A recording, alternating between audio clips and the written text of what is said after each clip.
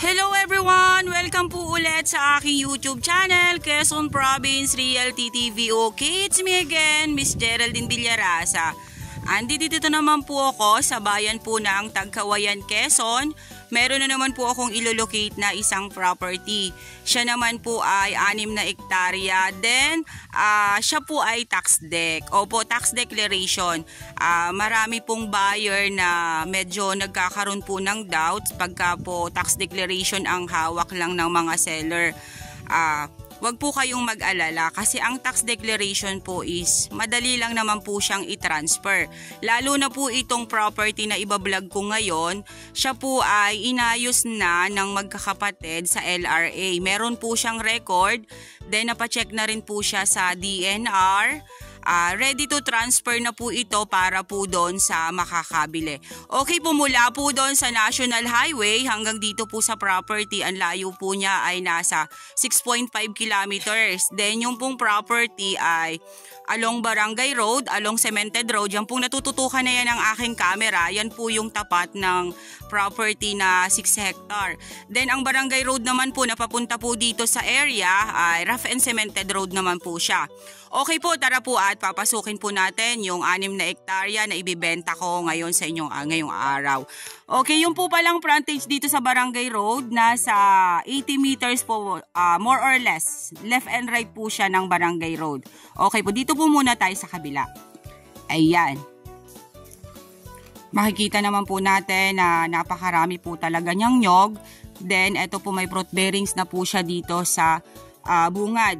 Then, about naman po sa electricity, wala po tayo po problemahin kasi ito, meron po siyang kable ng kuryente. Talaga pong itong lugar na to ay sibilisado na. Then, napakarami po niyang nyog. Then, ayun, meron pa rin pong isang fruit bearings na langka. Ito po yung frontage niya dito sa Barangay Road mismo. Yan po sa may guyabano na yan, kasama pa rin po yung guyabano na yan. Then yung maliit po niya yan na nyog, tumapyas po yan papunta doon, pababa. Then ito pong side na to, medyo po siya pa semi-slope. Ayan. Then ayan po yung mga nyog niya.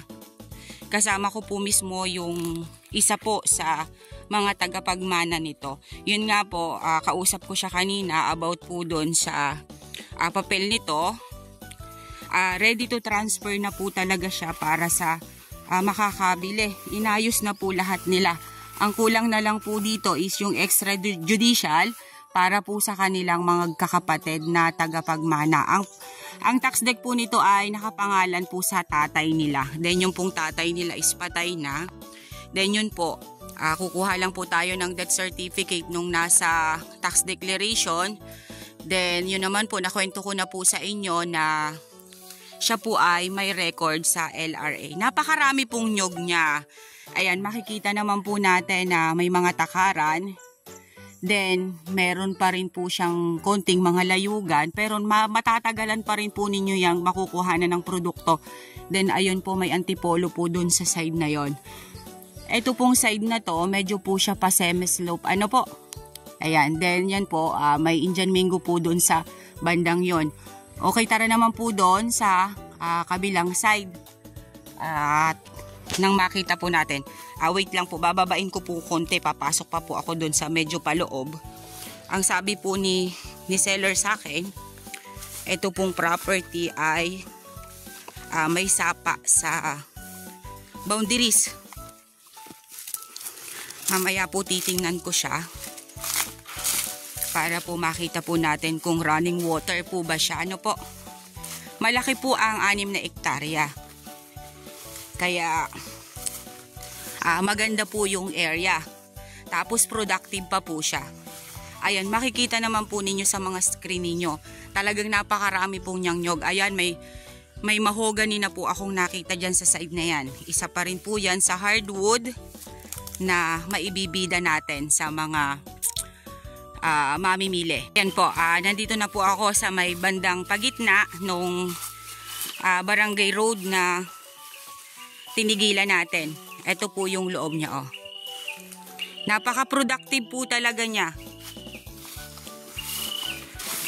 Then, ayun po, nasa loob po mismo ng property.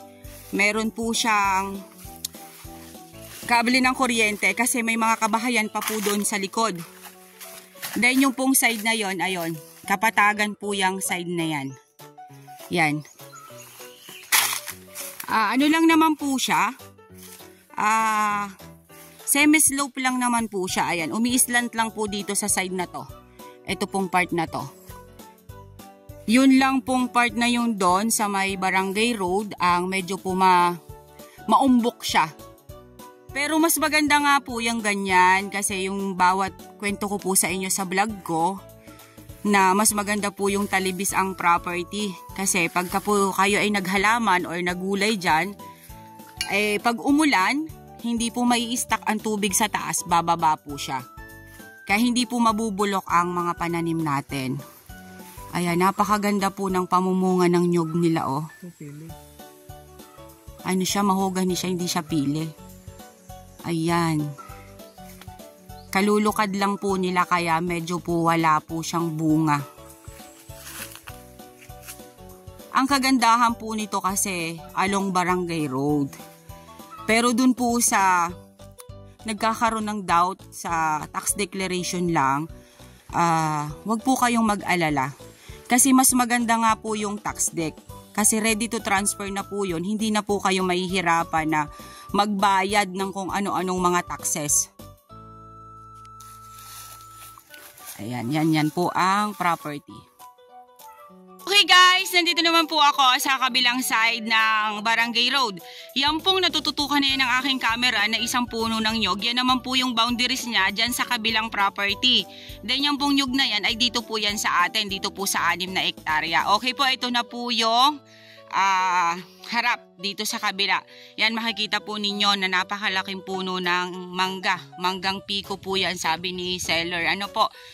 Then, ayan po. Mangga pa rin po siya. Then, ito po yung nyugan niya. Ang nyug po nito ay estimate na lang po natin na nasa 350 ka puno. Yun na lang po. At baka po mamaya ay mapasobra po ako ng banggit. Ay ako po inyong pagtanimin. Napakainit pa naman po ngayon. Yan.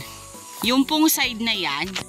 Yang sa may mga nyog na yan na matataas, ayan, may overlooking po dyan. Kasama pa rin po yan sa 6 na hektarya. Ano po? Then ayan, may Jimelina na po dyan sa side na yan. Then mahogany. Ang kagandahan po ng area na to kasi along cemented road na po. Pagbaba po ninyo ng sasakyan, property na. Yan po ang mga nyog niya.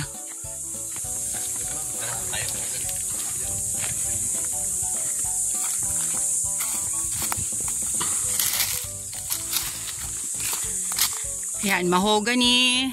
Ayan po, ito. Mga nandito. Din Sir Nara yun, no? Oh. Okay po, 2 puno po ng Nara tree. Then, ayan pa po ang mga nyog.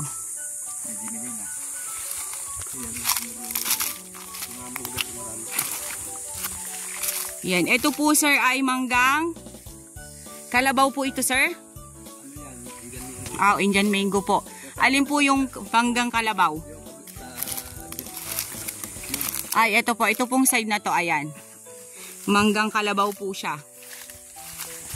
Then, ayan. Langka at dalandan po ba to, sir? Daranghita yan. Opo. Dalandan po. Ayan po. Ang kabilang side naman. Ayan po siya. Then, ayun po yung barangay road na pinanggalingan ko kanina. Yung pong cemented road. Then ayun, manggang kalabaw pa rin po yung nandun sa side na yon. Then ito ay avocado.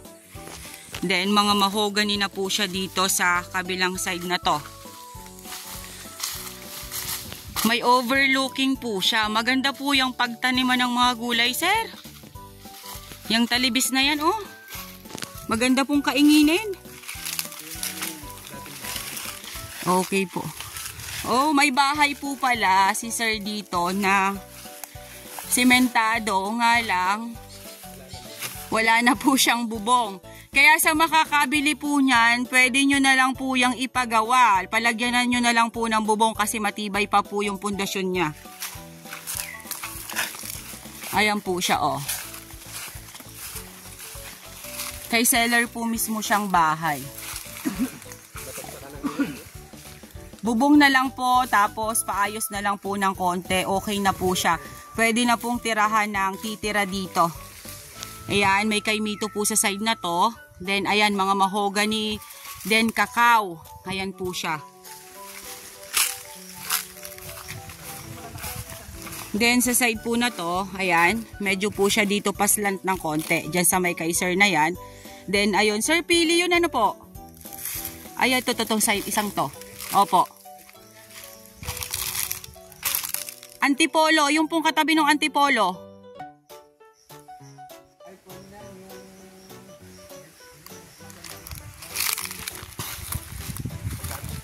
Kahoy din po siya na matigas. So hindi ko po alam kung ano pong pangalan ng kahoy na yan, pero po yan ay isa po sa pinakamatigas na kahoy dito sa amin sa Quezon. Then yan sir, yung mga nyugan na yan, kasama pa rin po yan. Ano po? Opo, hanggang doon pa po yan sa palikod. Then ayan, kasama pa rin po yan sa property. Ito po yung medyo po siya pa-overlooking na sinasabi ko sa inyo kanina. Pwede po kayong magtayo ng bahay dyan sa taas na yan. Ayun, meron po doong sampalok sa ibabaw. Ayan, ang laki po ng puno niya. Then dyan po ang magandang pagtayuan ng bahay. Then maganda rin po siyang kaingin kasi yun nga po yung madalas ko po bagang binabanggit na mas maganda pong magtanim ng mga halaman ng gulay or mais, luya, sa mga ganyan po na talibes. Kasi pag umuulan, bumabagsak po ang tubig dito sa baba, then hindi po naiistakan ng tubig ang taas. Kaya yan po ang kagandahan na ang property ay talibis. Ayan po ang area. Ito pong isang puno na yan, ay puno po yan ng isang pinakamatigas na kahoy dito sa amin sa Quezon. Yan po yung tinatawag na antipolo. Mas malaki na po siya sa puno ng nyog ang katawan niya. Yan. Kasama pa rin po yan sa area. Ayan, marami pa rin po ditong maliliit na nyog na bagong tanim. Then, ito po yung kabilang pisngi naman ng papunta doon sa overlooking na binabanggit ko po sa inyo kanina.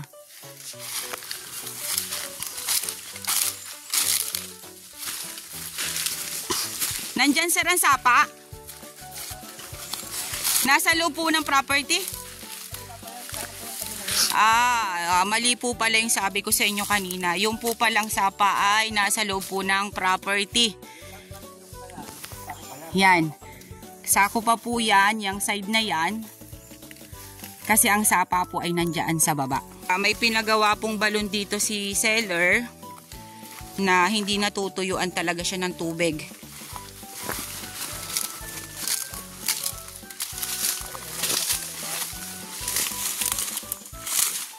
Ayan, talibis pa rin po dito sa side na to.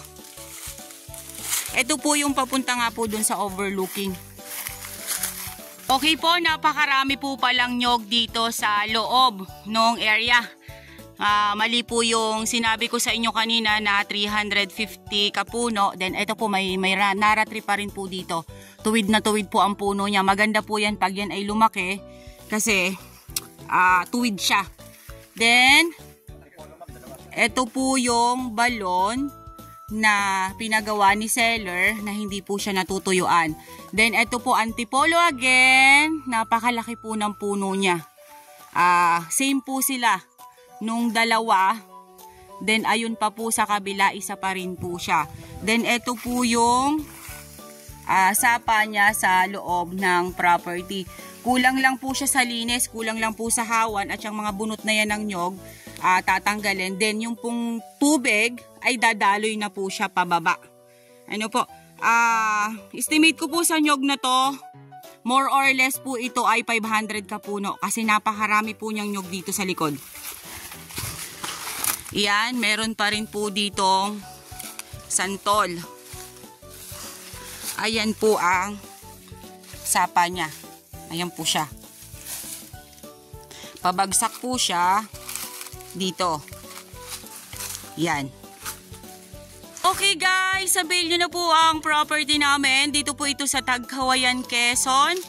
6 na ektarya along Barangay Road. Mula po doon sa National Highway hanggang dito po sa property ay nasa 6.5 kilometers ang layo niya.